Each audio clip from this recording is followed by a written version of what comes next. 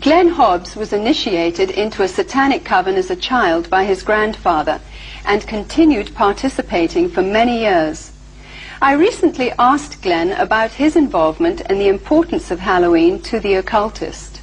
Well, my involvement in satanic worship was, I was involved in it as a child. Of course, I was a generational Satanist, what they call a generational Satanist, and what that means is that my family was involved in it and their family before them.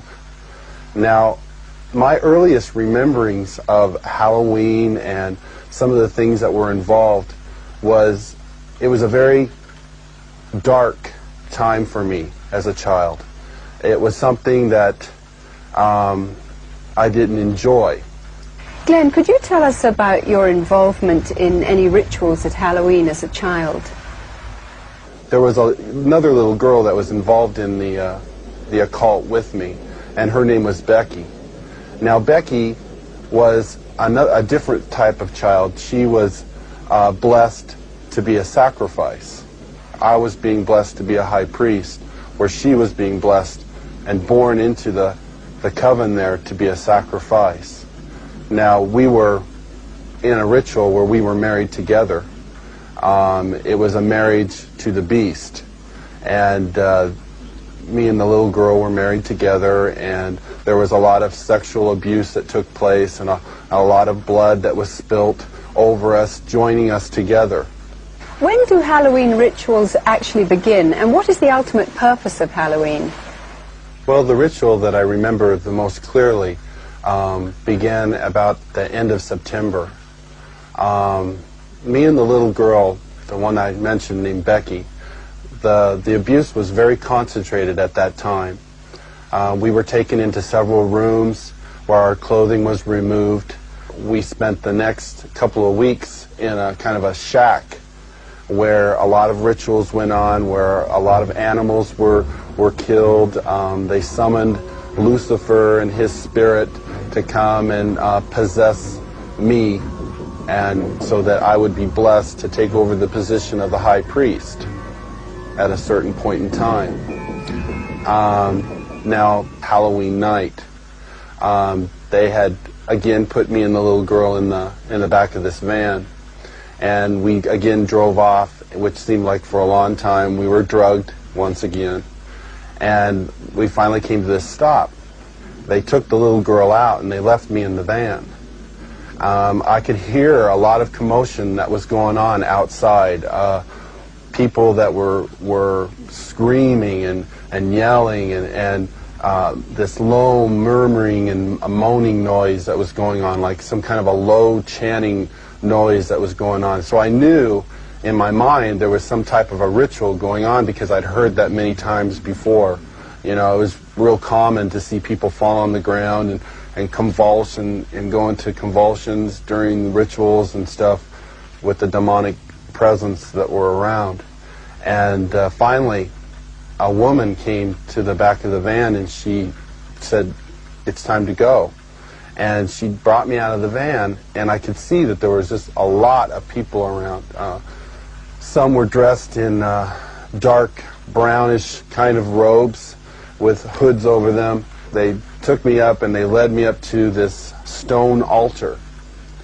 And I remember I saw the little girl, and she was on the altar.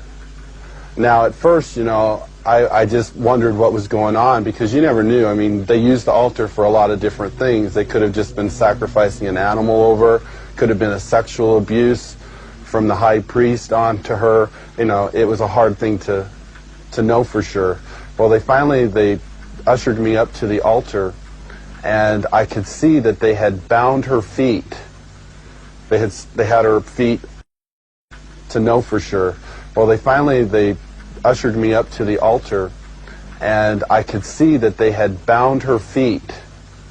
They had her feet spread apart, her legs, and they had bound them to the ends of the altar, and they had taken her arms, which were laying out this way, and roped them to the altar, which had little kind of like hooks, which they could bind the ropes around.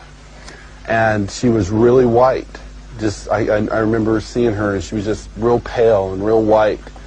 and I noticed that they had slit the bottoms of her feet and her wrists, and they were taking the blood that was running out of those areas and putting them into chalices and passing those cups around to different people who were partaking of her blood. Then the high priest, he took the athami, or the ritual knife, and he picked it up and he put my hand on it, and then he forced it into her chest. So when I think back on Halloween, you know, over that period of time that happened, you know, that was the climax event, Halloween night, where they killed that innocent little girl. And this is something that's happening every Halloween. That's not just an isolated event. I mean, there are children all over the world who are losing their lives during Halloween night, and yet we, as a society, we go out and celebrate it, and we go door to door and we ask for candy, and it's a big celebration to us. And I think it's quite ironic how one group of people are thinking it's fun and another group of people are taking human life, and yet they don't, you know, there seems to be this wall and nobody wants to face the facts of what's really going on. Glenn, you've now been a Christian for some time. What is your reaction when you see Halloween celebrated by people? Whenever Halloween time starts coming around, at the 1st of October, you go into the stores, you see the costumes, you see the mother with her little girl putting the witch's hat on her, and the little boy getting excited about getting the devil mask, and you see the candy, you see the Halloween pumpkins, you see people decorating their houses with skeletons and all these symbols of death. You know, it only serves to bring back horrifying memories to me. Memories of death, memories of children being so abused, so ripped of everything, their character, all in the name of Satan.